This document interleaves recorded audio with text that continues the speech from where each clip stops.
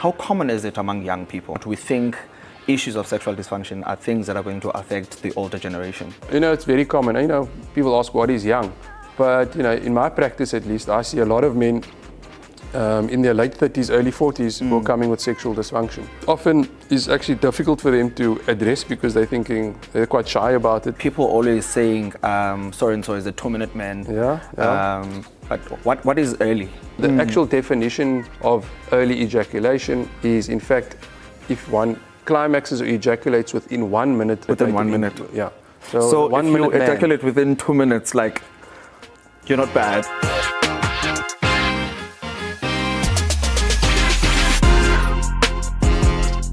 Hi guys, welcome to the show again. Just want to take this moment to say thank you for all the support that we've had over the last video that we actually posted. And if you didn't watch, you missed out a lot. So I'd encourage you to go into our page and watch it. Feel free to subscribe and like, and most importantly, share it to people, because there's a lot of people that actually get to benefit from it. We often find ourselves hearing a lot about the whole phrase of a man must. And today our focus is going to be on a man must be healthy. And there's no better person to actually shed some light into that than Dr. Kent Pluk, a urologist friend of mine that is going to help us today with all the information that is necessary concerning some parts of it. It's a very, very, very broad field, but I want you guys to actually hear about it from him. Welcome, Kent. Thank you for having me. I'm Kent Pluk. I'm a urologist practicing in Turkey. Disclaimer, urologists don't only deal with men, we deal with... What do you do with women? Yeah, so it's a good question. Often people ask me when I say I'm a urologist, they say, are you a neurologist? You work with the brain? I'm like, no, I'm a urologist. So urologists deal with anything to do with the genitourinary system of the body. So that's any conditions that affect the kidneys, the bladder, the prostate, the male genital organs, as well as certain conditions that affect the female genital organs as well, like bladder prolapse or vaginal prolapse, etc. We also get involved in those things. So it's quite a broad field.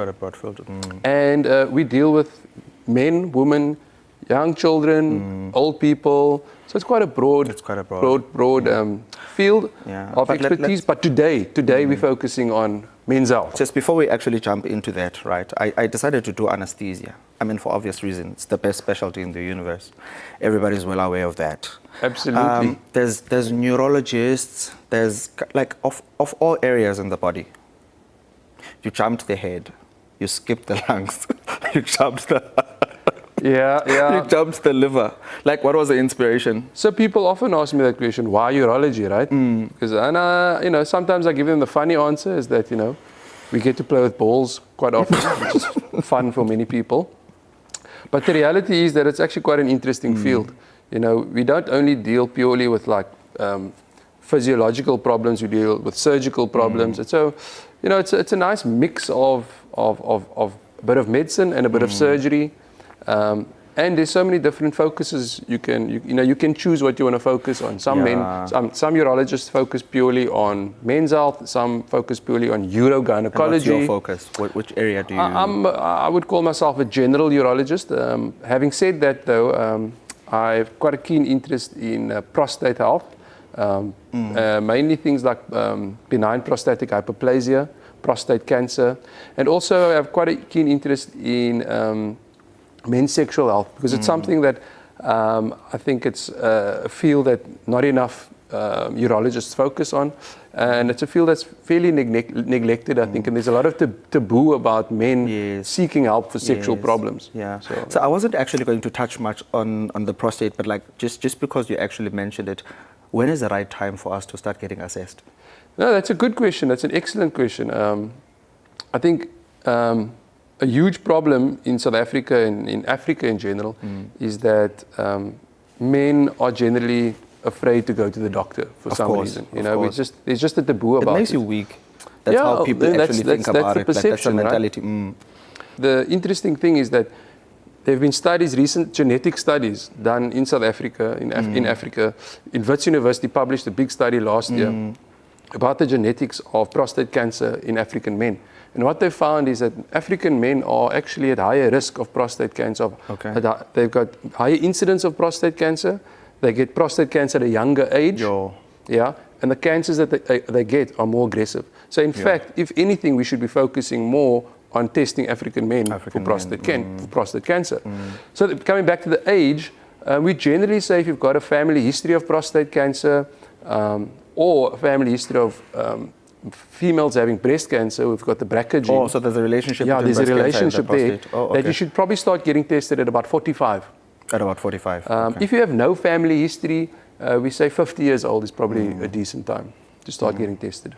Usually a little bit of a scary thing, like guys, the idea of, you know, when you're going to the loo, stuff goes one direction, and guys tend to have an issue with the fact that something is going to be going up retrograde, you know? Like the actual examination on its own. Yeah, you know, it okay. becomes, I hear what you're saying. So, you know, you're talking about being afraid of the digital rectal examination. A digital rectal examination. And unfortunately, nowadays, we've evolved.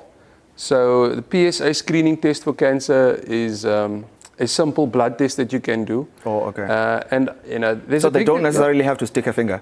Look, there's a big debate about that. Okay. I think if you're visiting a urologist, he's definitely going to do a digital rectal examination. Okay. Because we know what we're looking for. You know, whether a GP should be doing digital rectal examinations on every single male patient they're seeing, there's some debate about that. My personal opinion is, if the patient's got no risk factors, their PSA is completely normal and they've got no symptoms, then doing it then for a GP or someone who's not, you know, knowing exactly what they're looking for is probably not completely necessary. So what I'm saying is that the first point is actually, if you are asymptomatic, you don't have a family history, and your PSA is completely normal, you probably at 45 don't need a digital rectal examination. And then you were mentioning that prostate cancer is quite aggressive and more common among African men. Are we finding other trends that are more sort of like endemic among our people in comparison to the rest of the world? Are there any? You talk about things other than prostate cancer? Other than prostate cancer, are there any things that are affecting us more than other populations? Well, look, I mean, I think there's a huge trend growing now, but it's more westernization of African countries, where we see more diabetes, more diseases of lifestyle in African populations, especially in countries like South Africa, where we all, you know, eating, our diets are perhaps not as good as what they should be, eating a lot more processed foods, foods with refined sugars. So we know that the incidence of diabetes and hypertension and these lifestyle obesity is increasing. Even childhood obesity is increasing in South Africa. Yes. And in many developing countries and in the developed world as well. And that's a huge problem, because actually obesity, diabetes, hypertension, those conditions actually increase your risk for prostate cancer and prostate problems. Benign prostatic hyperplasia as well as prostate cancer. Yeah. Apparently, one of the big risks that contribute to one of the main things that we're actually going to be discussing today, sexual dysfunction. Yeah, and once again, I mean, the biggest risk factor for sexual dysfunction in elderly men is in fact diseases of lifestyle. So if you're a heavy smoker, if you have poorly controlled diabetes, poorly controlled hypertension, ischemic heart disease, these are the things that are going to make you impotent. All right? And those are preventable things. They are actually preventable things. Like, we find situations where it improves as people improve these diseases of lifestyle. But what I wanted to ask now is, how common is it among young people? Because more often than not, we think issues of sexual dysfunction are things that are going to affect the older generation. You know, it's very common. You know, people ask, what is young? But, you know, in my practice at least, I see a lot of men in their late 30s, early 40s who are coming with sexual dysfunction. You know, it's something that often is actually difficult for them to address, because they're quite shy about it. You know, it's a taboo topic. I'm, you know, 40 years old, going to a urologist, I'm having weak erections. But it is more common than we think. Yes, but just to broaden perspective, when we talk about sexual dysfunction, what falls under that umbrella? Okay, yeah, that's a good question.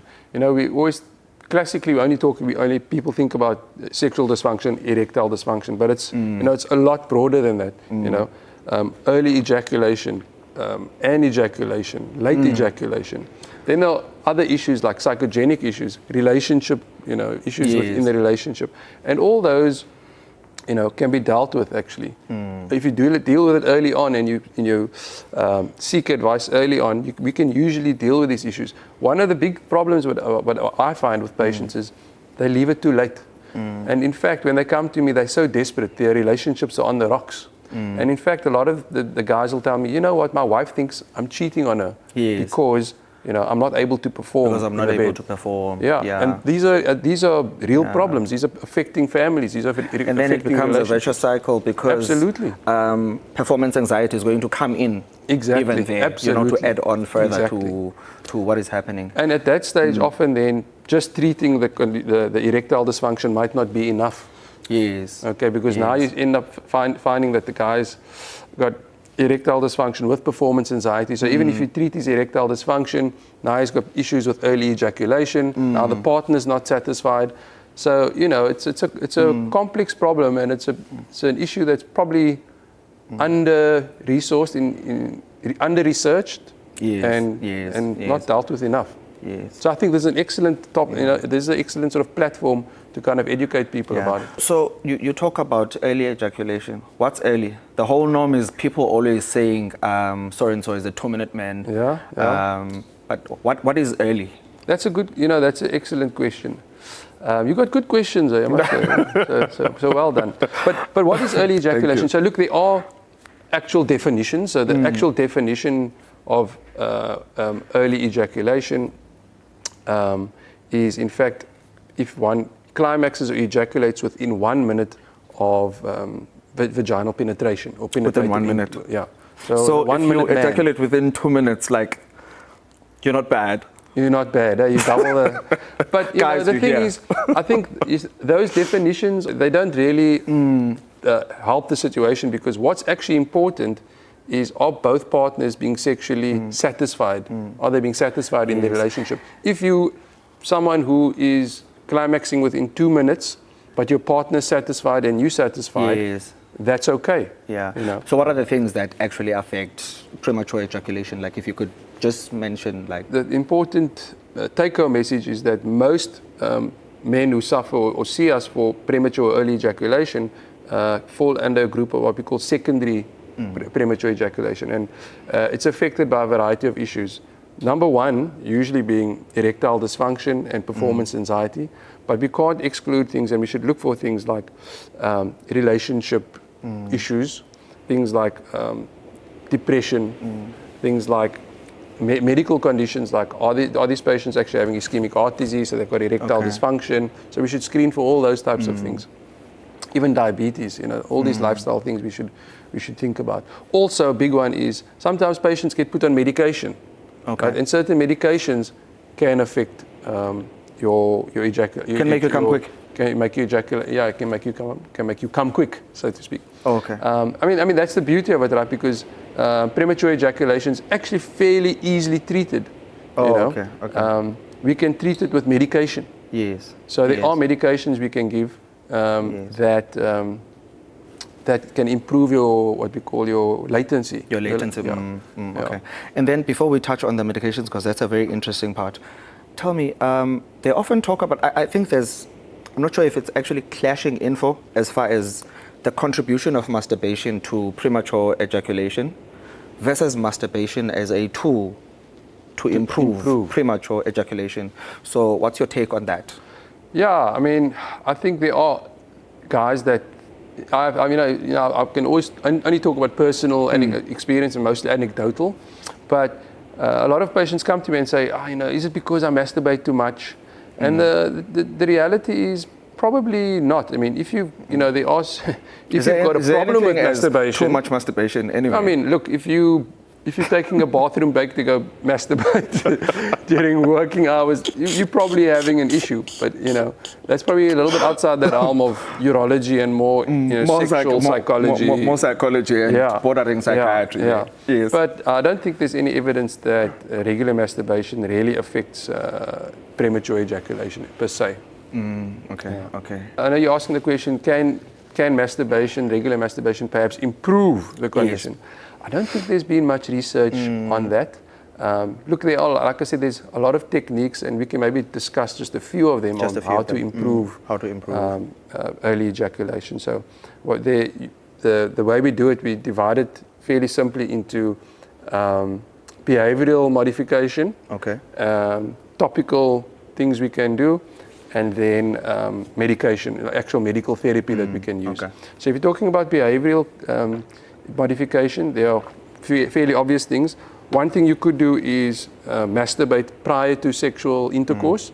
So, 20 minutes before you're going to have intercourse, masturbate, because usually it's the first ejaculation that's the short one, and the second one, the latency usually, the ejaculatory period is usually improved. So that's an easy one to do. Yeah, some people actually have a bit of an issue with that because the first one is apparently the most pleasurable.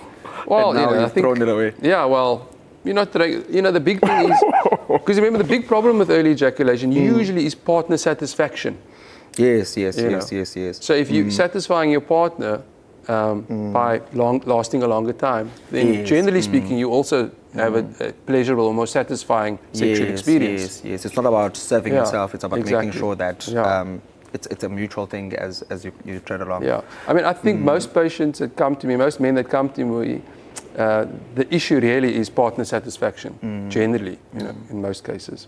But then again, people always think about these things from a penetrative point of view, as if the whole sex act depends on part A into part B, and the role of foreplay and how all of those things contribute to the combination of everything towards the end. It's usually often in the first time you see a patient might be just the male, and you have a one-to-one, consultation. But I often encourage guys then to say, let's do the second one with your partner.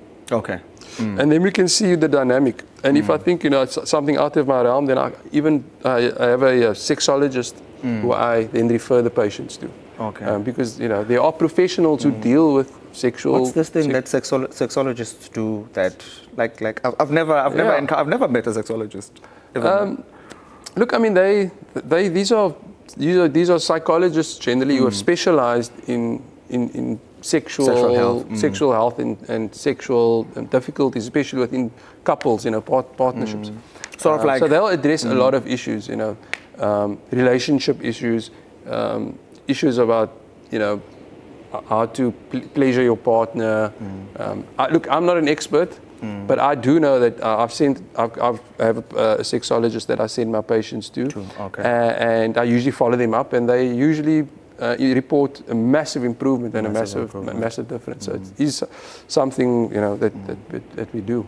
And then jumping into the medicines side of it, before we go to the stuff that you usually prescribe, often when you go to the kiosk in shops, you find those small sachets of things that are over-the-counter things that last 2 hours. All of that thing. So most of those things are things natural medications. So they contain things like ginseng, L-arginine, and that type of thing, which have shown to improve erections. And then you got these other products which are usually numbing creams, local anesthetic type creams. Okay. And so that brings me to the second point that, like I said, you have behavioral modification, and there are other things that we haven't mentioned. Things like squeezing the head of the penis quite tightly before ejaculation. Things like Kegel exercises also. Kegel exercises for men, doing daily Kegel exercise, and pelvic floor muscle therapy also improves ejaculation time. Any frequency, like daily? Yeah, it's got to be daily. Sometimes, they actually recommend 2 to 3 times a day. Okay. Yeah. And how long is a set? A set. So they usually say, look, I'm no expert. You actually do have pelvic floor muscle therapy physiotherapists, but there are some simple ones. Basically, what they're saying, you're trying to squeeze your like you're keeping a poop in, for example, trying to squeeze those pelvic floor muscles, and you hold it for 10 seconds. Okay. Release. Okay. And so you do that, like you can do 10 reps basically. 10 reps of that. 10 reps of that. So that would be one set.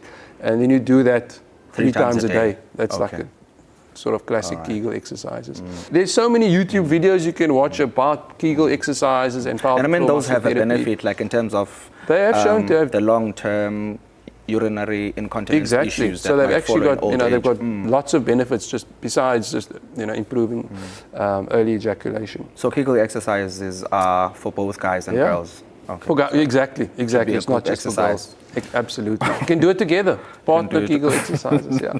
I've never thought of how that could transpire. Yeah, could be part of the foreplay. That could be. You know? But anyway, coming back to more of the sort of simple treatments, we said squeezing the head of the penis. Yeah. You know, that's something I usually tell guys. It's in the literature, but it doesn't seem like a very fun thing to do, right? I think with the squeezing thing, one of the big things is finding the best moment. Yeah, it's supposed to be, because you get to a point of no return. Yeah, so you got to be cognizant of that in 5 to 10 seconds before you ejaculate. And how do you know that? Okay, I am 10 seconds before I ejaculate now. That's more often, that's where pull-out game issues start becoming a problem. You know, that's where maybe masturbation will help you with that. I think these are nuances that guys, people have to. Everybody's different. No one's the same. So you got to kind of. The same.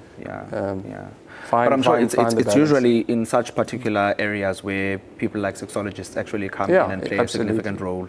I want to say that there are topical anesthetics. So you can get what they call a lignocaine, prilocaine, mix of three. And those need to be prescribed, or can you get them over the counter? So you can actually get them over the counter, but I usually prescribe them for patients because it is a local anesthetic, it is a medication. It's medication, yes. Yeah, and you got to know how to use it because generally speaking, you've got to put it on 20 minutes before onto the glands of the penis, leave it on for about 15 to 20 minutes, and then wash it off. Yes, you wash it off. You wash it off before you have intercourse. And then she's not in the mood. I mean, there are even condoms with benzocaine local anesthetics in them as well. So you can even try that. And some guys, that works quite well. You just have to make sure that it's actually going to work. Yeah. I'm just trying to think about a situation where you've swallowed a tablet and it's no longer popping anymore and you've got this tablet in your circulation. Oh, look. That's a risk Dynamics. you take. That's a risk you take. That's a risk you take. Yeah. Like I said, the important thing there is, even when you put on for example, you get these condoms with local anesthetic in them, you can't put it on immediately and then use them. And then you go, because it's going to numb the lady on the other side as exactly. well. Well, not so much. It's on the inside of the condom, but the problem is that it takes at least 5 to 10 minutes to have full effect. Oh, okay. So, but if you a 1 minute man, by that time, it's too late. You've just wasted that. It doesn't really work. So you got to know how to use these things. That's the thing. Okay. And that's where conversations like this are useful. And how significantly do they affect the perception of pleasure during the course of all of that? Because you've got an issue where sensation is an issue that contributes towards it, but at the same time, sensation is the drive behind why people get into sexual acts to even begin with. That's the thing about local anesthetics, is that it can completely numb the sensation, and some men then won't be able to climax.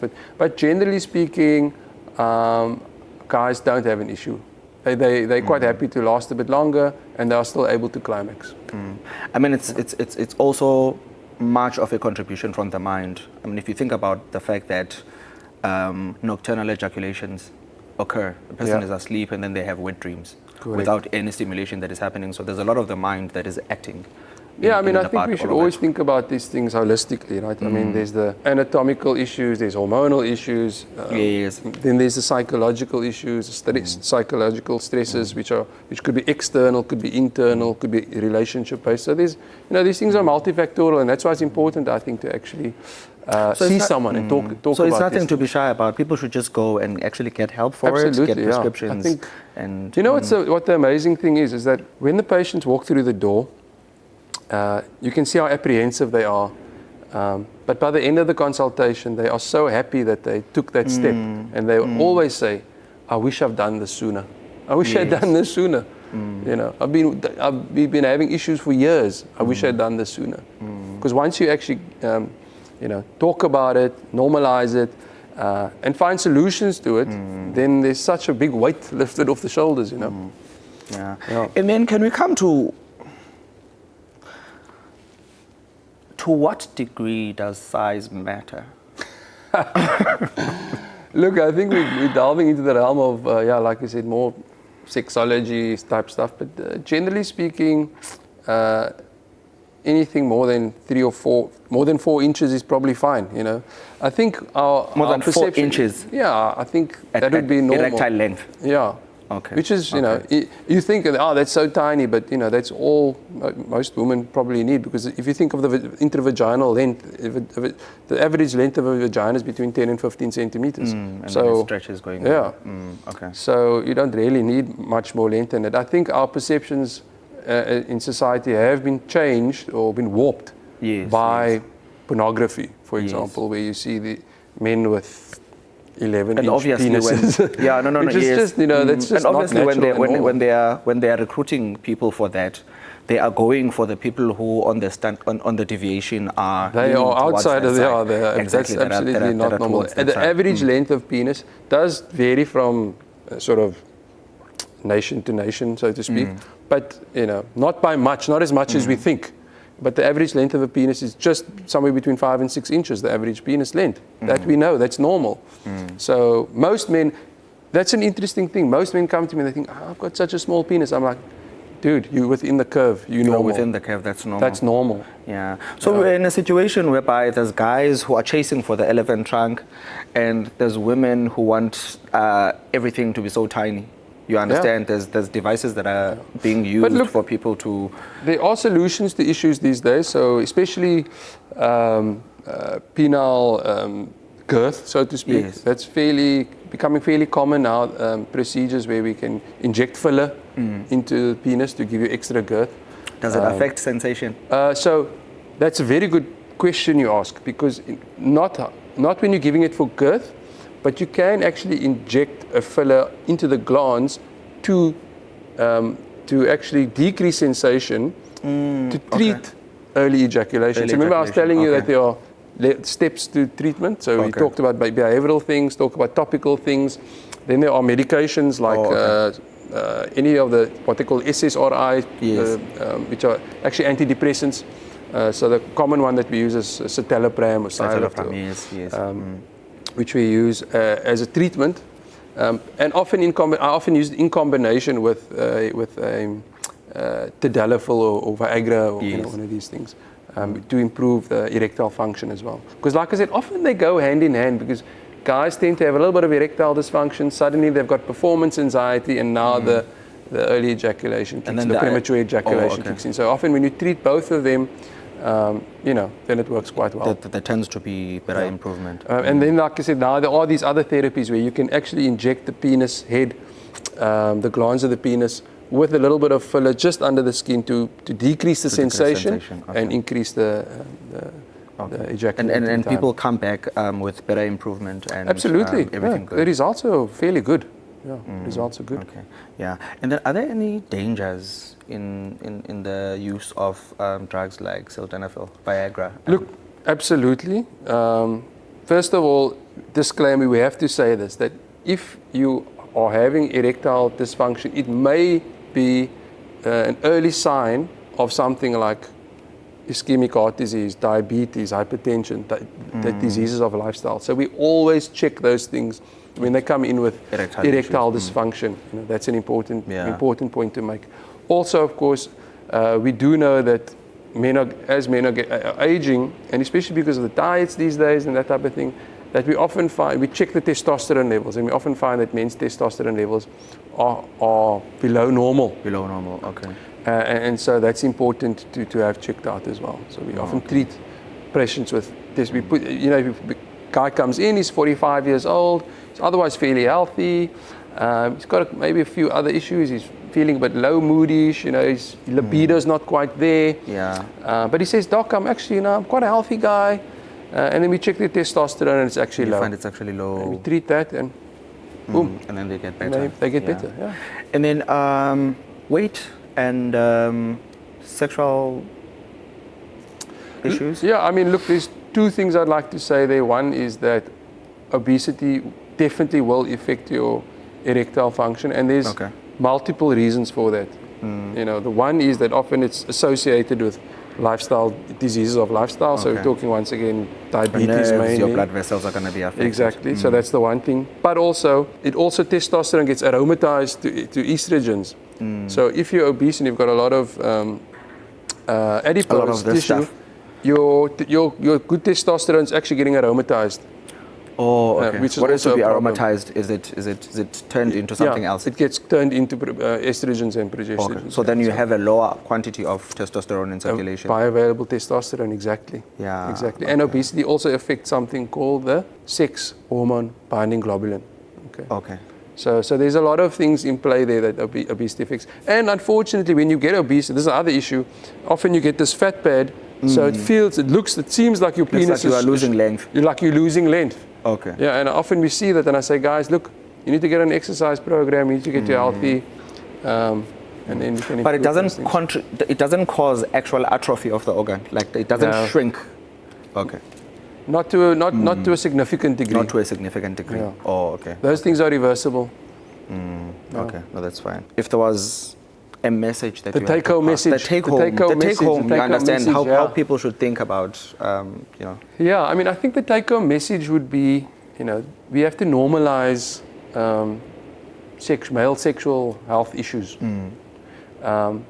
And we need to create a society and create an environment where men are not afraid to seek help for things.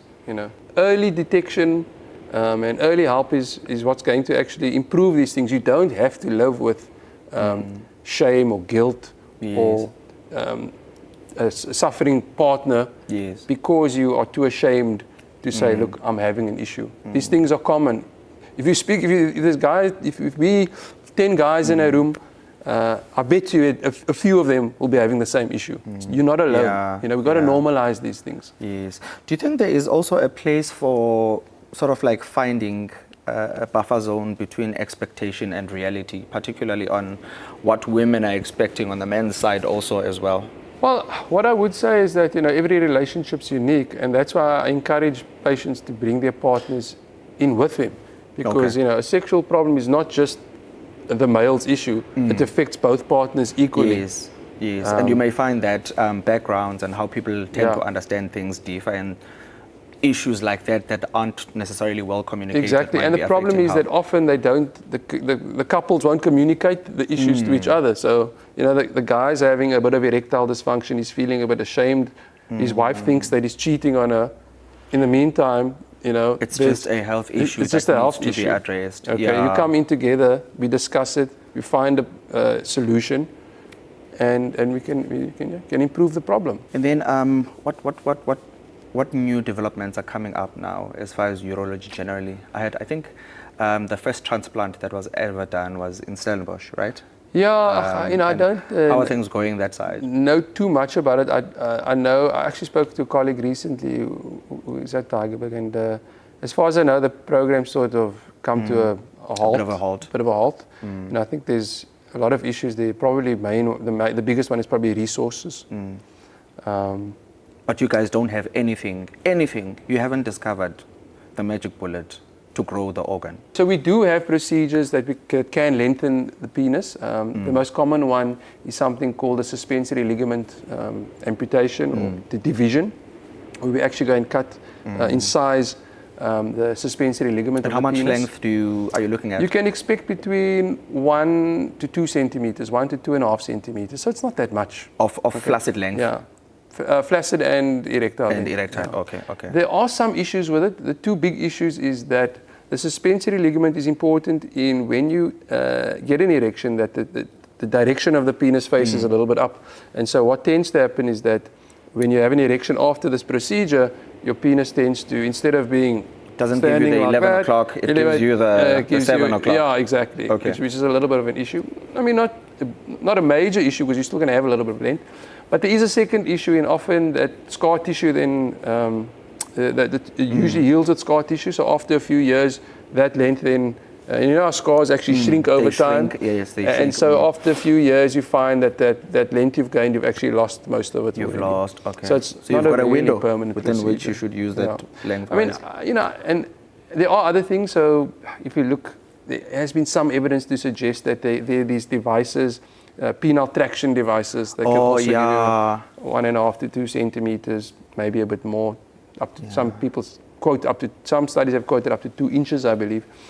But I mean, they are very cumbersome. You've got to wear these things like for 3 hours a day, every day for 6 months for it to work. I mean, you know, to go through those painful lengths, I think you've really then got to be sure that you have an issue. And also like I apparently said, I've most heard, of it like, is unnecessary, probably. I've also heard also like part of those traction devices can actually pull onto nerves and Absolutely, affect, they can. Yeah, so they're not without their complications. their own complications Yeah, as well. absolutely, and they're apparently quite painful too. Like I said, I don't have much experience besides what I've read about it, because in the literature, I certainly haven't prescribed it to any of my patients.